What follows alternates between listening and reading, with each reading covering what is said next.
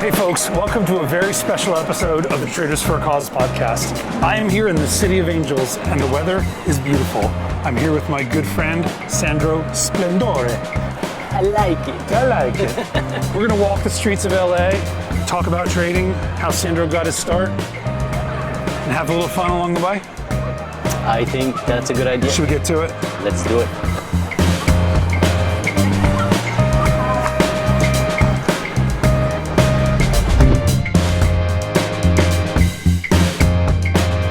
So Sandro, it's been a wild ride for you. I've heard so many stories. I know that you have a ton of them, but I guess what I'm really curious about is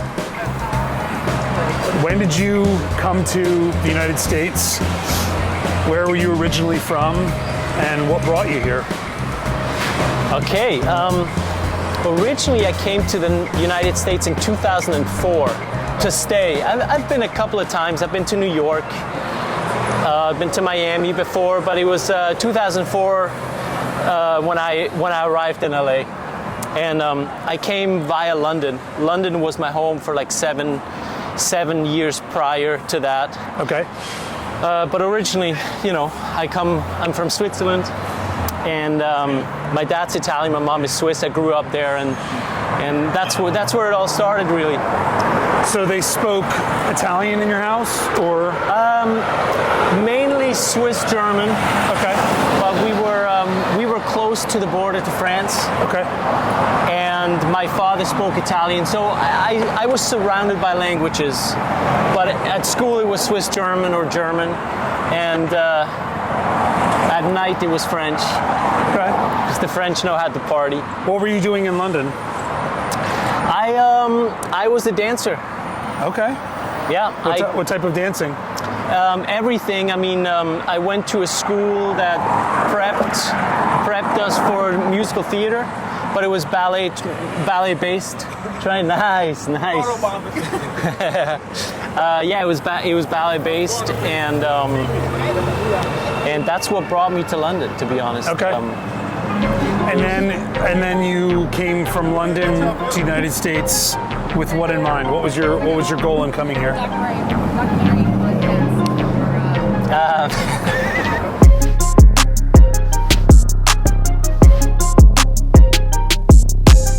Holidays, mate. I haven't been to a beach for ages. That's what I mean. What are you doing here? Why are you not just going? Hey mate, this is why I'm here. You see that?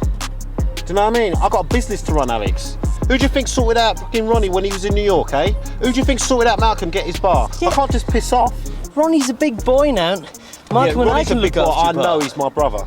When I was in London, I was in the industry, right? I was acting. I was in TV shows. I did some films, but I got tired of the sort of like acting aspect of the business, right. And I started to be more interested in producing. Okay. And if you want to produce movies or, you know, documentaries, whatever it is, TV shows, this is really the place to be, to connect and meet the right people. Network. Yeah. Yes. Yeah. But to be honest, like what really brought me, what brought me out here was a job,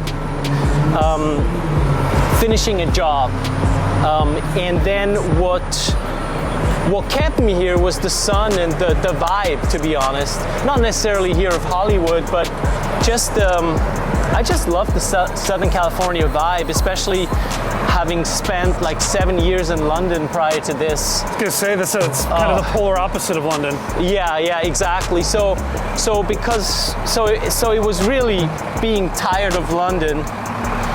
Who said that? He who's tired of London is tired of life. Anyway, being tired of London really made me love Los Angeles so much because it's the polar opposite, as you say. Of course. And I didn't know what I was going to do here, but I knew that I was doing it here. So that's really why I stayed.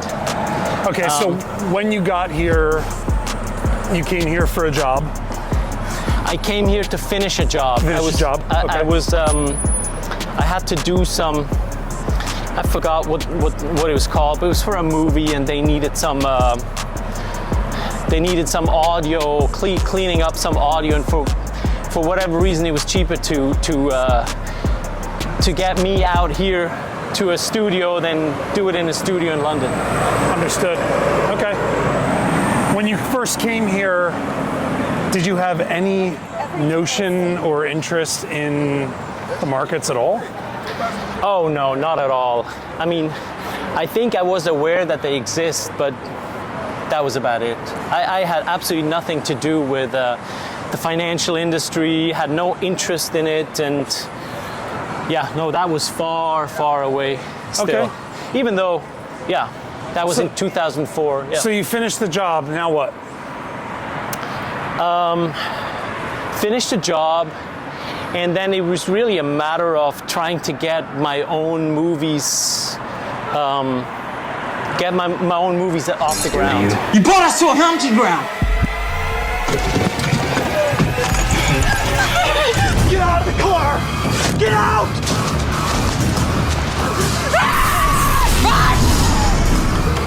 Yeah, that was a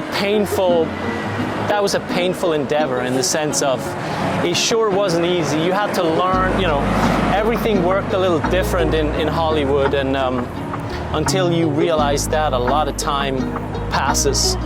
But it was interesting. I mean, it was a good time. It was just not very successful. Financially? Financially it was okay because I was still making money, like being an actor, taking some pictures here and there. So financially, it was fine because it was just me. But more sort of like success in regards to getting to where I wanted to go, or like, you know, fulfilling some aims and goals that I had. Sure. It was frustrating, yeah.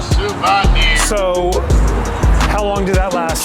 From 2004, you finished the job, you're trying to get movies made, doing some acting. I want to say until about, I started to get out of, the idea of getting out of the business, I still remember vividly, was I was in some house late at night. I think it was like 2 a.m. in the morning. I was in some house up at Mulholland Highway, not far from here, somewhere up there. Okay. I was overlooking like Hollywood and all the lights, and I was thinking, you know, I can keep doing this. I can keep doing this. And like 10 minutes later, I found myself running around a kitchen island, being chased by a wannabe wrestler in a full-on spandex suit on steroids, with some sex toys in his hands.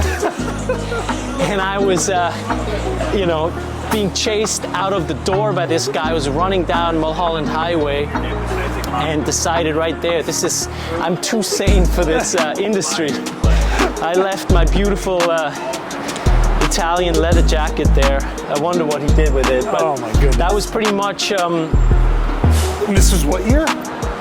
That was, I want to say that was 2010. Okay. And at that time, I just realized, like, I was making the movies that I didn't want to make got funded. The movies I wanted to make didn't get funded. Very frustrating in that aspect. So at that point, I knew this was sort of like the end. And that's also when my first son came to be, when Ocean, you know, was born. And that's really when the focus changed. I never thought about finances or financial success. That was never really important to me. But it was around that time where I said to myself, okay, I want to make money. Like literally, like it was not a matter of saying like, oh, I want to be creative. I want creative fulfillment, or I sat down and said to myself, I want to make money. How do you do that? And that's how I got to trading. Okay. And I know people always say, you know, find a passion and then money follows. That sure did not work for me in that aspect, because again, if you don't aim for it, you don't get it.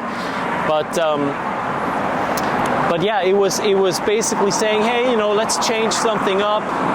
responsibility. I think often when one becomes a father, or when your responsibilities change, that can be a really great kickstart to success. You know, when you're forced to change. It can also be a reset button, right? I mean, yeah, you're forced to change something, or you're being given something new, a new input. You know, that can really change things. Got it. So how did you start? I mean, like you discovered that one way that you could make money and, you know, find a niche. What? Yeah, I mean, it really started with like Google typing in how to make money. That's how as simple as it was, you know, because I didn't. You know, I had good education, but I didn't go to school for finance. I didn't go to school for business. So that's never really been my focus. Money trading, that was at that time, you know, that was in 2010 or so. That came up as a way to make money. And that's really how it started. As simple as that. I looked it up. I opened a trading account with I had $2,000 to my name. Opened a trading account, and it was the height of OTC pump and dumps, I suppose. Yeah. And the rest is history. Yeah. 2010. I want to say so. Yeah, I want to say it was in 2010, 2011. That's interesting. That's like 2 years before I really stepped in and got involved. Yeah. Yeah, definitely. It was like, you know, the OTCs, the pink sheets were a big thing back then. Seems like they're dead now. Yeah, they're dead. They're dead. Yeah, it was a great way to get in. I'm being asked all the time, you know, could you do it again? Or sometimes I ask myself, could I do it again? You know, with the little amount of money that I had now. And I think yes, you could, maybe not me, or maybe I could, I'm not sure, but the opportunities always exist. They just keep slightly changing. You just gotta find them, but yeah, the opportunities exist. But at that time, yeah, it was pretty, in hindsight, it was pretty easy.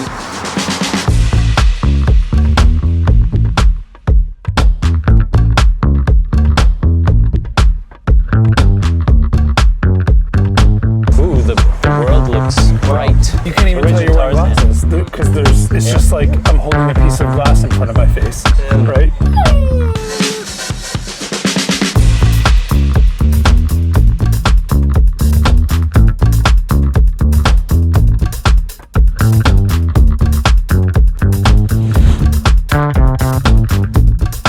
So the axe with blood on is $9.99. The one without is $24.99. Because that makes sense.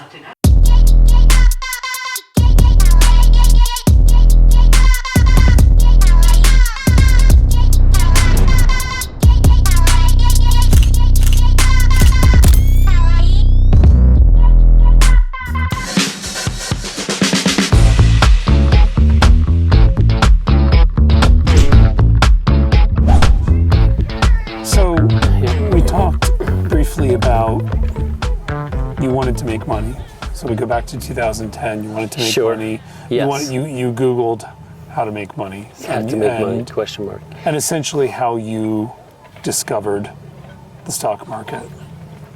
But all the while you still had some passion for the business, right? For show business, for entertainment. Not really. But it's not. You know, it's funny. It's not a coincidence that I came to trading, because acting, there's so many similarities that I see. Is like, you know, who tells you whether you're an actor or not? Nobody. You decide one day. You don't have to have schooling, you don't have to have anything, you just say I'm an actor, right? It's the same with trading. Hey, you're a trader. I bought a computer. I'm a trader. Yeah. You know? Yeah. So the entry, the level of entry is very low, in the sense of like you just got to open up an account, and you know, but also the sky's the limit, the sort of like dream is the same aspect. Like being an actor, many people dream of fame or whatever it is, and trading, it's the same. You don't really have to. I mean, I'm not saying that acting is not a skill, but you can remember lines, and then you can stand in front of a camera and say those lines, right? Sure. And then you're an actor. And trading, it's sort of like the same. You don't have to have like a certificate. Now you're a trader. It's like the entry, but the potential is like limitless. So there is you know, there's similarities there, but I think what really drew me to it is like it's really straightforward. There's nothing in between. You either make money or you lose money. There's nothing Cut and dry. Yes. Yeah. I mean, you're not creating anything. You literally just it's a zero-sum game, and you either win or lose. And that I think that's definitely something that excited me. Sure. Just in general, it's like it felt like I love competition, and it felt like a great competition against yourself, like you know, to master it. And again, it was simple.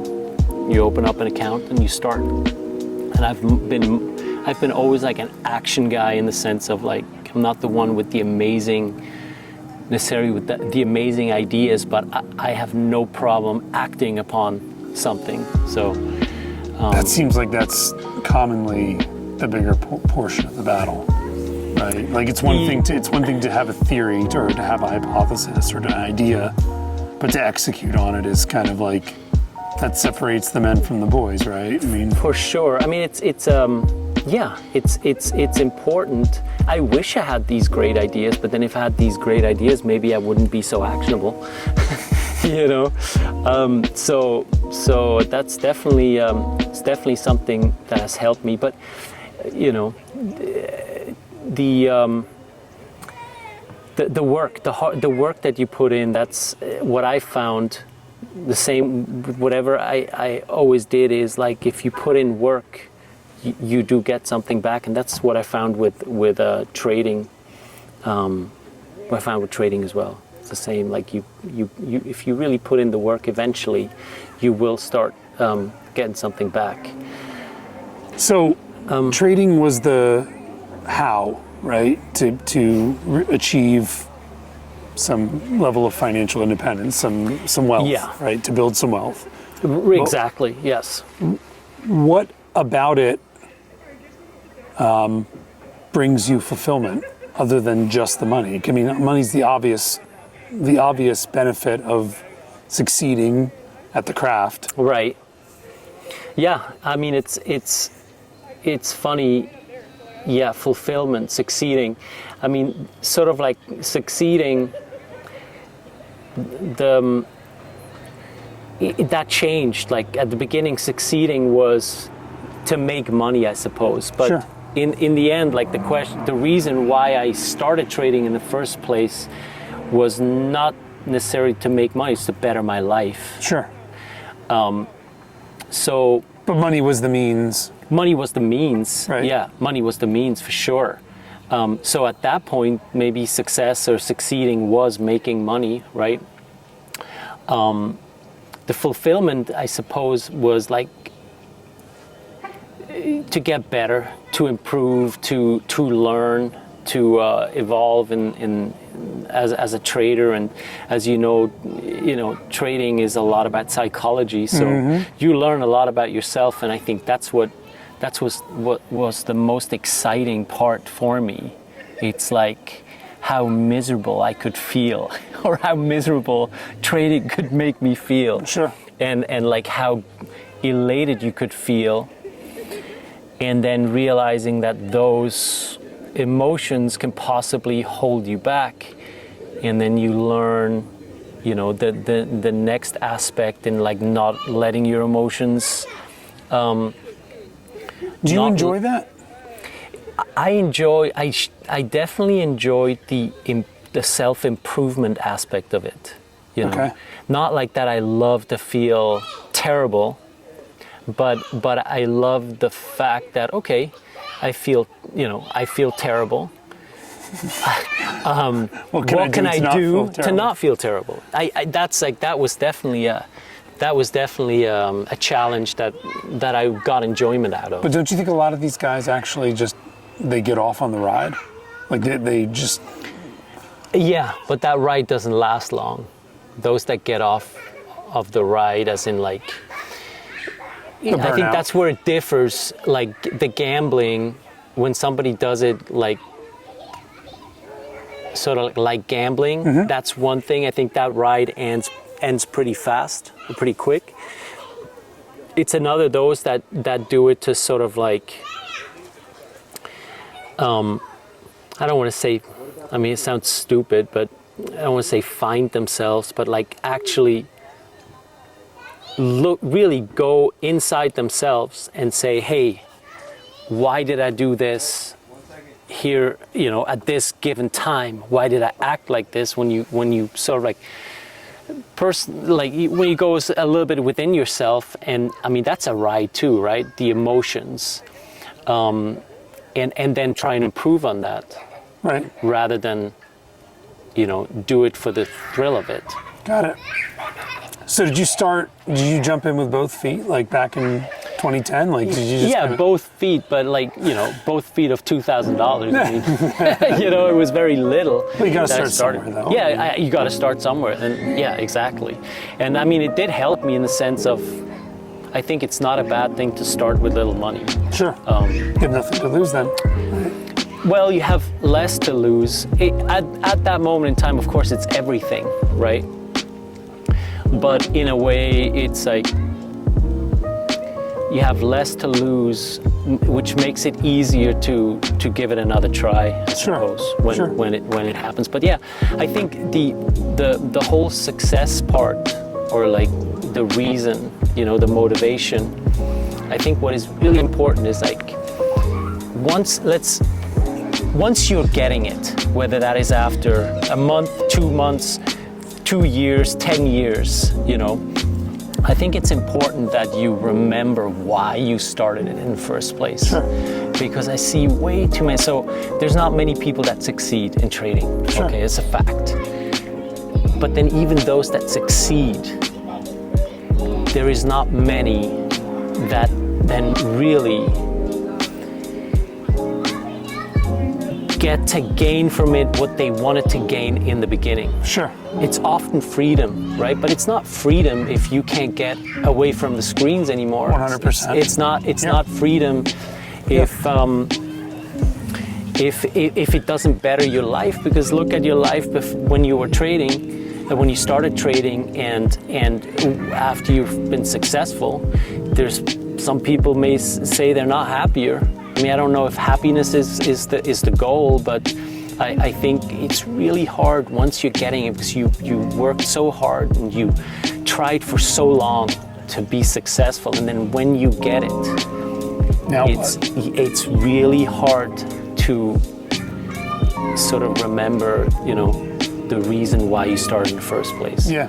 And if it is money, that if it's really just money, wealth, rich, richness,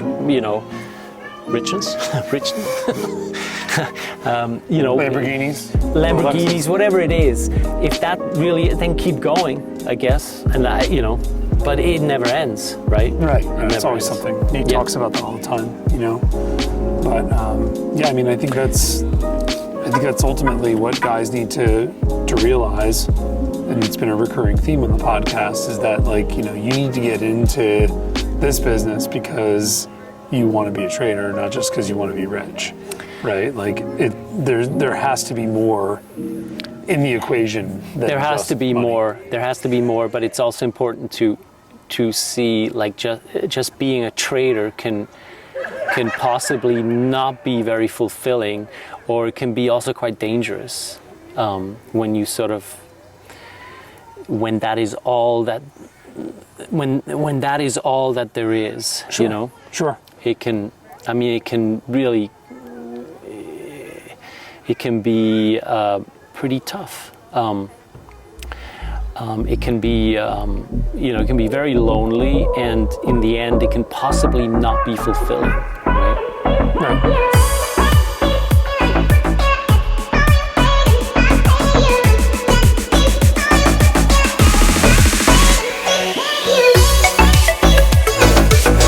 So you lived here in Malibu for 10 years? Yeah, for 10 years. What brought you here? Saving babes that were drowning. Yeah? Starting rolling Baywatch. Yeah, no. But no babes were drowning, but I still stayed. No, what brought me here was my son was going to kindergarten here, and I was at that point, I was living in Brentwood, but it was just more convenient, to be honest. It was not that I ever wanted to live out here, but it's a little further out from the city. But yeah, I loved it, especially when I stopped like being in the industry or doing anything else but trading. It's like, why not trading here? Kind of a hike to get anywhere in town right from here. Yeah, but I didn't have to. I was not really interested in being in town. Right. It was perfect that, I'd wake up, I'd have, my office had literally this view. I was right at the beach.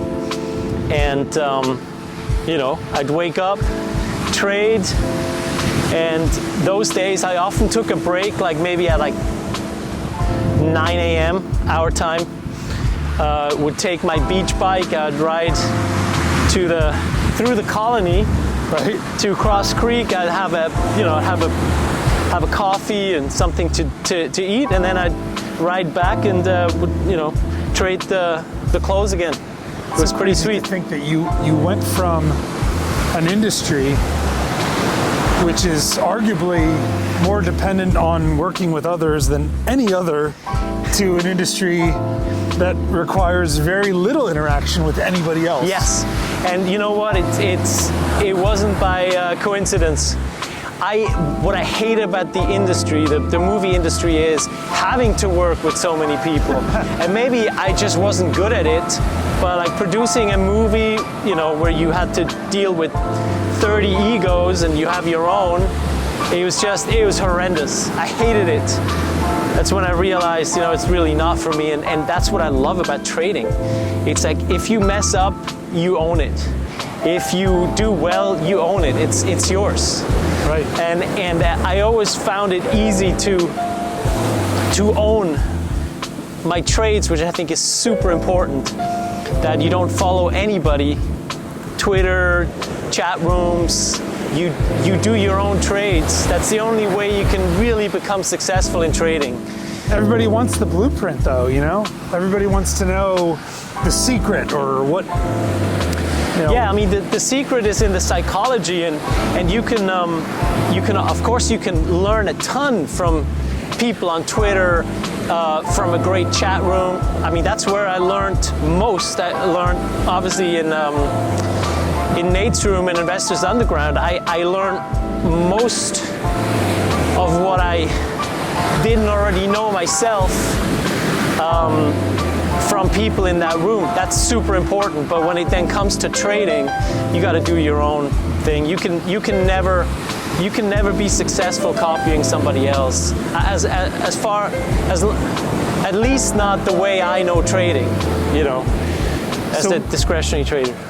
We hear a lot of talk about how it's really important to treat trading as a business, right? But trading is not your only business. You diversified a little bit and kind of did some other stuff. Tell me about that. Yeah, exactly. So when after I made my first money trading and having had some like hefty losses after making money, I realized that I needed something that can sort of like ground me as well as can give me some sort of like a steady income.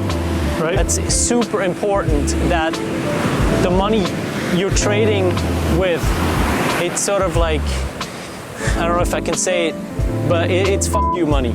Right. Okay? Discretionary if it's money. yeah. Of course. Okay, let's call it discretionary money. I love it. It's a little cleaner. Yeah, exactly.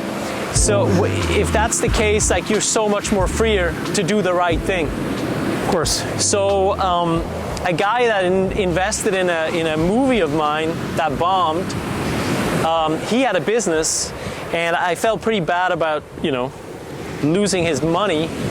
So I invested the same amount of money in his business, which is it was an ATM business. Okay. So he places ATMs in hotels, bars, restaurants, whatever.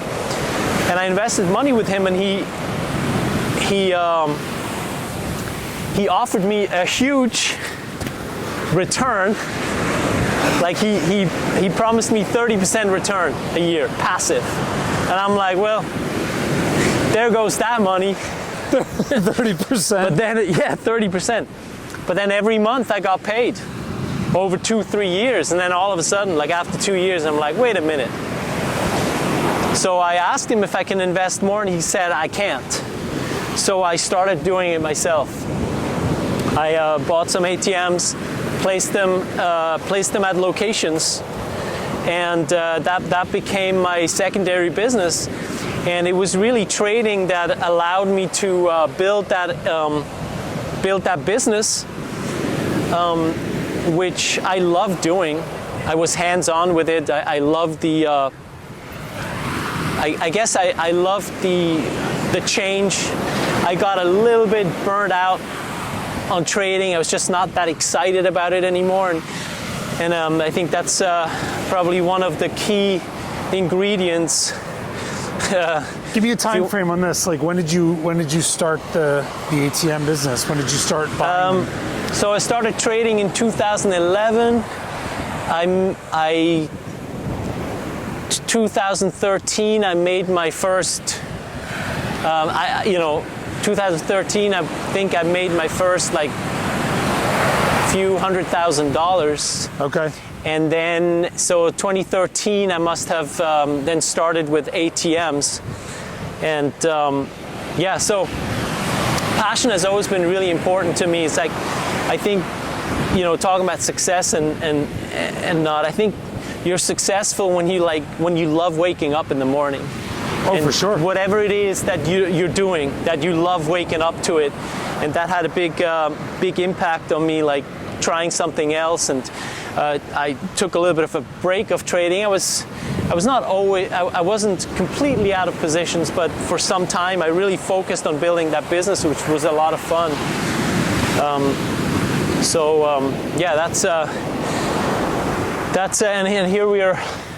here we're at the Sunset Restaurant, where actually I have an ATM. And if you need some cash for tonight, you're how much you gonna make on more that? than welcome to use it. Depends how much you're taking out. Well, I mean, if it's your ATM and all the contents are yours as well, maybe you could just give me some cash. I could, but I don't have the keys on me, so. And it's actually not my money in the ATM.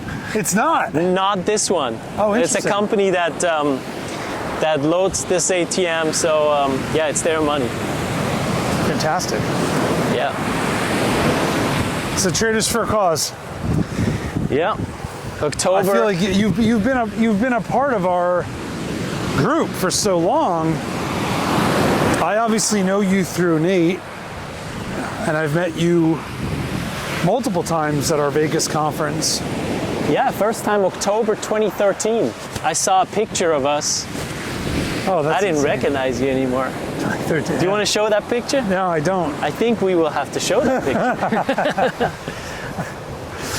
That was wow, it's a decade ago. That's kind of crazy to think about.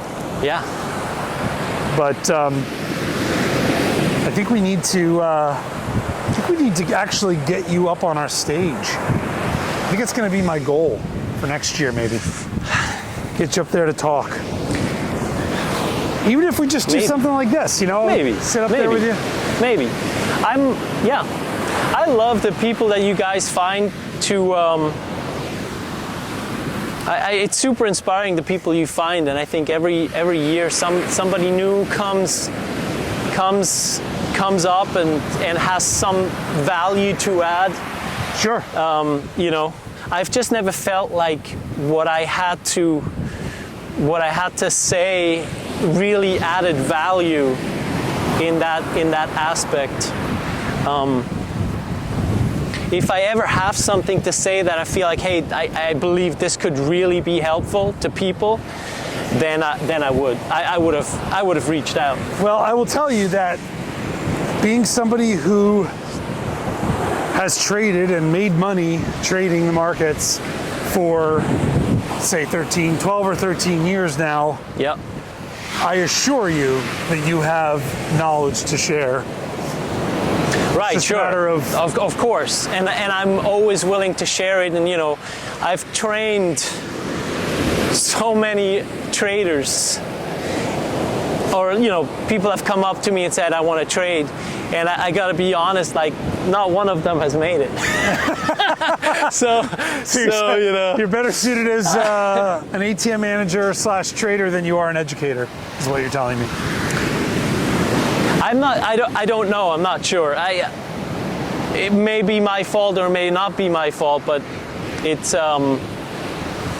yeah, it's definitely not that easy to teach somebody to do what we're doing.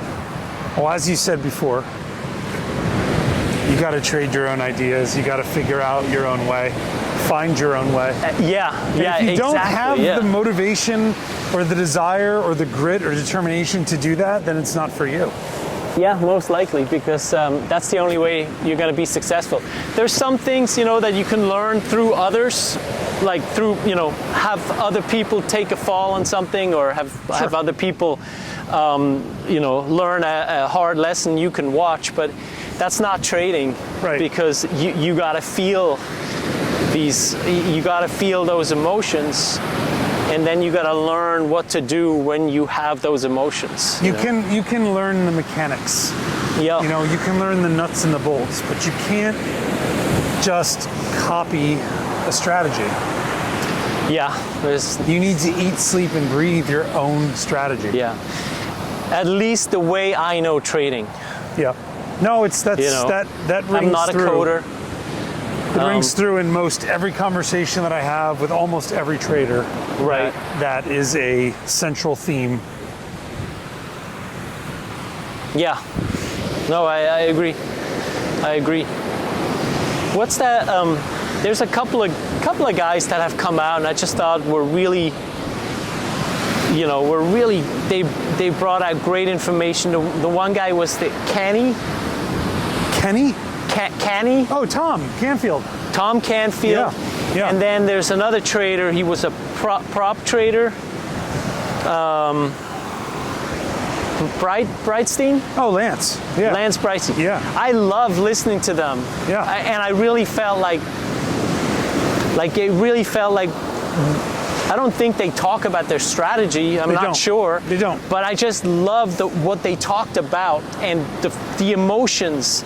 It's important that you can teach somebody about stop losses and trends and whatnot. But what I didn't hear enough about is like people talking about the emotions. Sure. Like that's something like that comes out of left field at you when you're down $100,000 or something, you know, or whatever, you know, $10,000 or $1,000 or $100. I had a great conversation on the podcast about 9 months ago or so with Tim Parker about Tim. Oh yeah, Tim. About yes. emotions, yeah. And, right. About how He's too eloquent. He's tried to. He calls it black boxing your emotions. You know, like trying to contain them and not let them affect your decision making. I mean, that's kind of like the holy grail of trading, isn't it? I mean, to feel nothing. I mean, emotions obviously have a place. It's the reaction to the emotions that sure. That's the importance. Yeah, you gotta take the emotion out of the emotion. Exactly. Yeah, I like that. Yeah.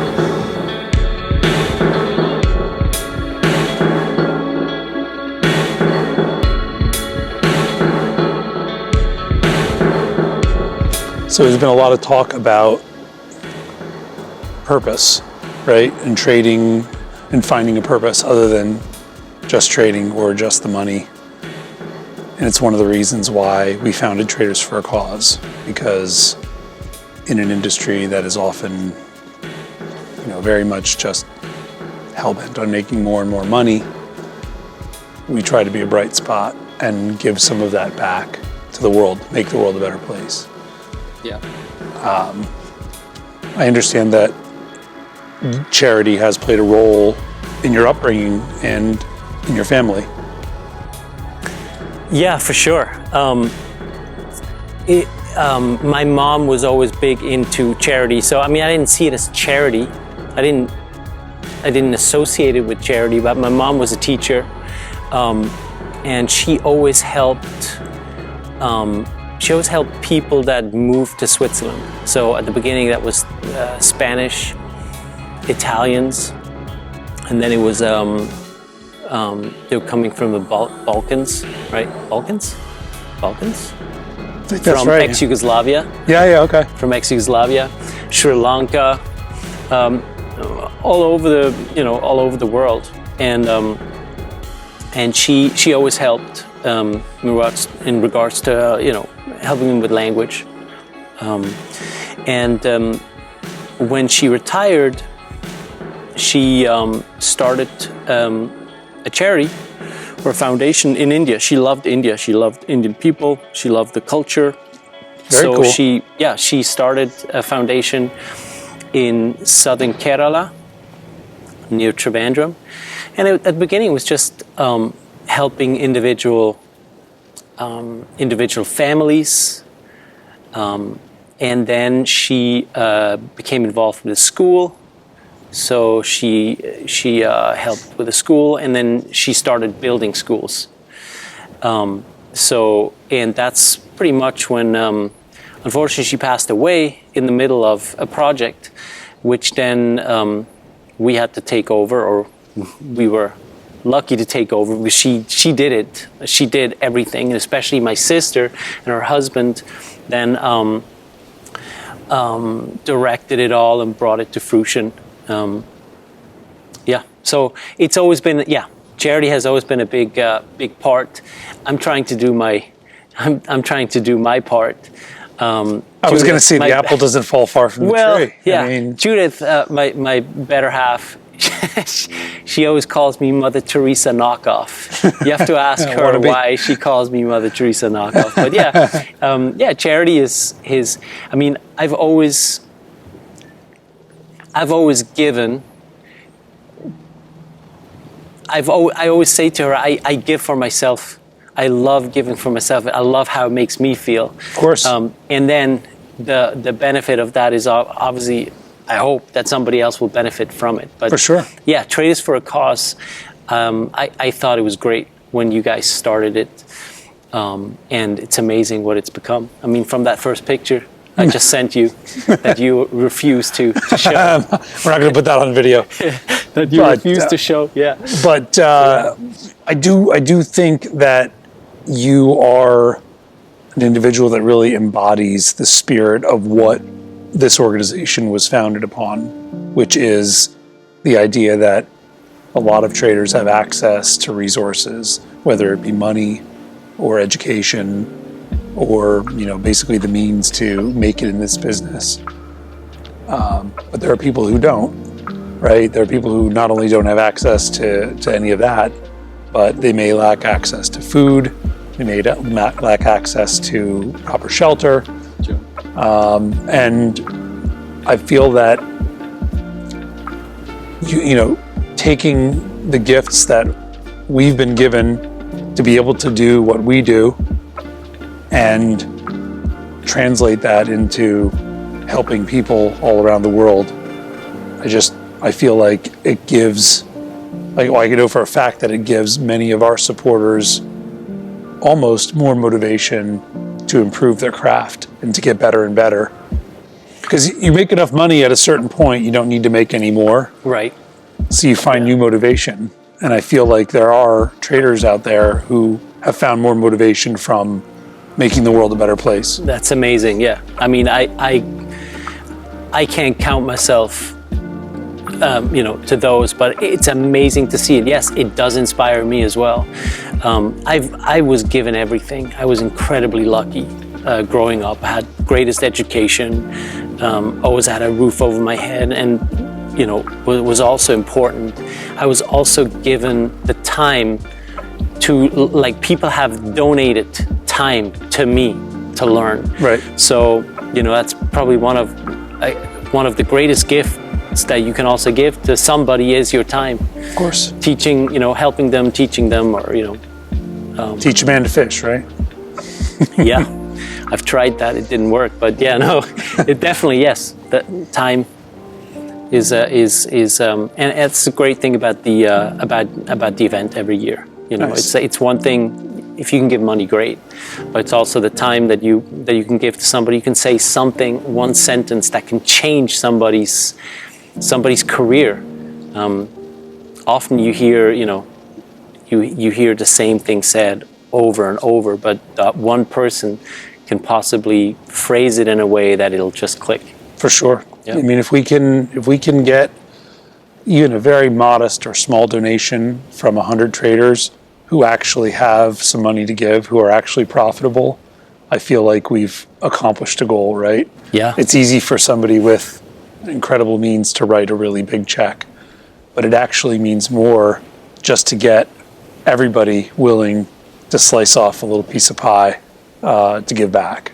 Yeah. And I think that's kind of what we're trying to do here. We're trying to make the world aware that we exist, to make in particular our community aware that we exist, and continue to do these events that hopefully perpetuate the cycle of success among these traders so that they can continue to give back. Yeah, That's kind of the it goal. definitely is a win-win. I mean, each time I come home like inspired. And Awesome. Well, I want to thank you for being a part of this podcast and showing us around this beautiful city, and for being a consistent supporter of Traders for a Cause. And of course, we appreciate you, and I look forward to seeing you, and hopefully sooner next time. We missed you in Vegas this year, but that's right. Yeah, next year. I'm not going to let you out of it. Hey, thanks for coming. Seriously. All right, buddy. All right. It's nice that you guys came. Thanks for tuning in, everybody. As always, trade, profit, and make a difference, and we'll see you next time. Turkey. Cool, man. Yeah, thanks for coming out.